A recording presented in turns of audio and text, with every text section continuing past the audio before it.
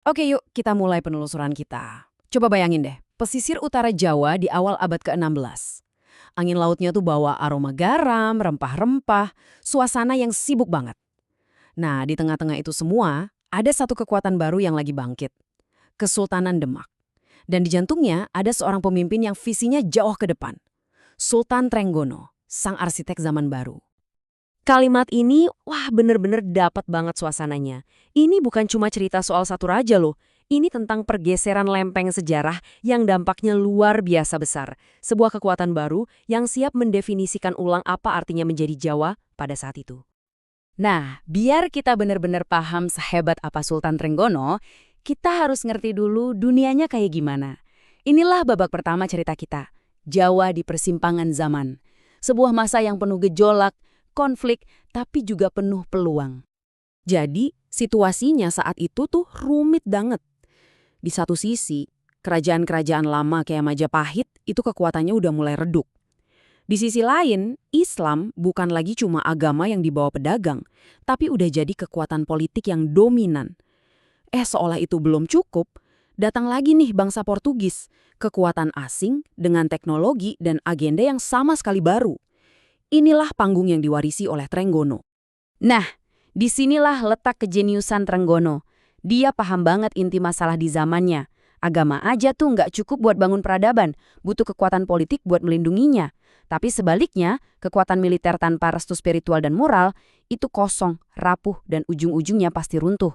Kunci suksesnya adalah kemampuan dia menyatukan dua hal ini. Dan ini nyambung banget ke bagian selanjutnya, yang ngejelasin kenapa Trenggono ini beda dari penguasa-penguasa lain. Kekuasaannya itu bukan cuma warisan darah biru, tapi kekuasaannya itu disucikan. Ini nih poin yang krusial banget. Trenggono itu nggak jaga jarak sama para pemimpin agama. Justru sebaliknya, dia merangkul mereka, belajar dari mereka, terutama dari Wali Songo, 9 wali legendaris yang menyebarkan Islam di tanah Jawa. Dukungan spiritual ini ngasih dia legitimasi yang nggak dipunya raja-raja sebelumnya. Restu dari Sunan Kalijaga atau doa dari Sunan Kudus itu bukan sekedar simbol. Di mata rakyat, ini adalah tanda kalau pemerintahannya direstui langit.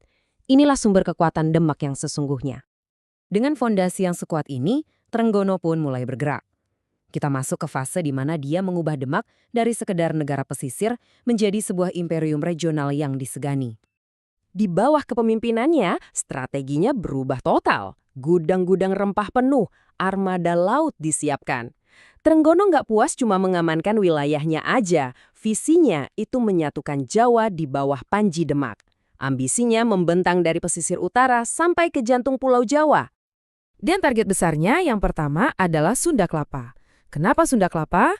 Karena ini bukan sekedar pelabuhan biasa. Ini adalah gerbang ekonomi, potensi pangkalan militer buat Portugis, dan yang paling penting, ini adalah simbol kekuatan tatanan lama.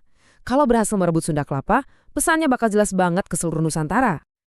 Dan proses penaklukannya pun, wah, dramatis banget. Di bawah komando Fatahillah, tentunya atas restu Sultan Trenggono, pasukan Demak bergerak. Sumber-sumber sejarah menggambarkannya dengan begitu hidup. Bayangin, di waktu subuh, deru ombak laut itu berpadu dengan pekik takbir. Bendera Demak pun berkibar, menandai jatuhnya Sunda Kelapa. Dan hasilnya? Nama Sunda Kelapa diganti menjadi Jayakarta yang artinya kemenangan yang sempurna. Ini tindakan simbolis yang luar biasa kuat. Dan ya, benar banget, peristiwa yang terjadi hampir 500 tahun lalu inilah yang menjadi cikal bakal lahirnya kota Jakarta yang kita kenal sekarang. Tapi ya namanya juga kisah epik, narasi Sultan Trenggono ini pula bagian yang tragis. Kita sekarang akan bahas puncak kekuasaannya dan kejatuhannya yang begitu tiba-tiba dan mengejutkan. Dalam tradisi Jawa, ada konsep mistis yang namanya Wahyu Keprabon. Anggap aja ini kayak semacam cahaya ilahi atau mandat dari langit yang nandain seorang raja sejati. Konon katanya, Trenggono ini memilikinya.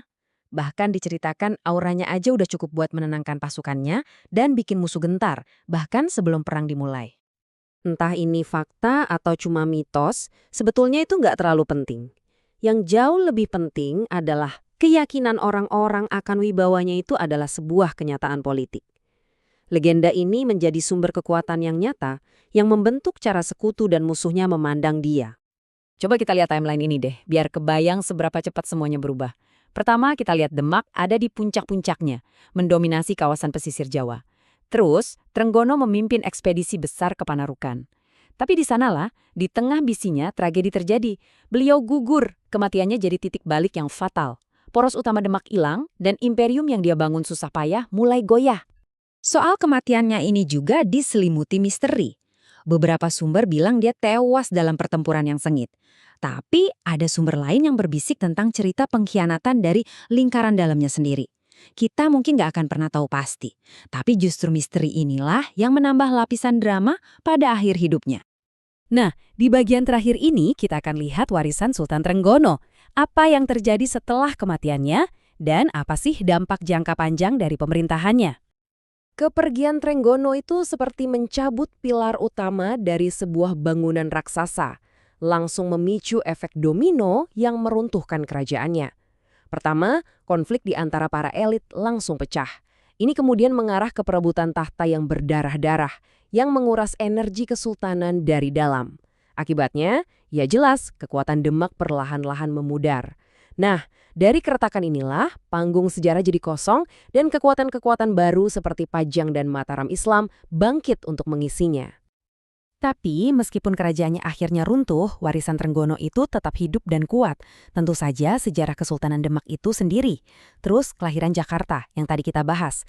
Tapi, yang mungkin lebih penting, dia meninggalkan sebuah cetak biru tentang bagaimana sebuah negara Islam di Jawa bisa dibangun. Sebuah model yang menyatukan kekuatan politik dan legitimasi spiritual yang pengaruhnya terus terasa sampai hari ini. Pada akhirnya, inilah Sultan Trenggono.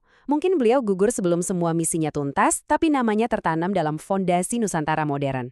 Beliau adalah raja yang gak cuma mengikuti arus, tapi dengan berani mengubah arah aliran sejarah itu sendiri.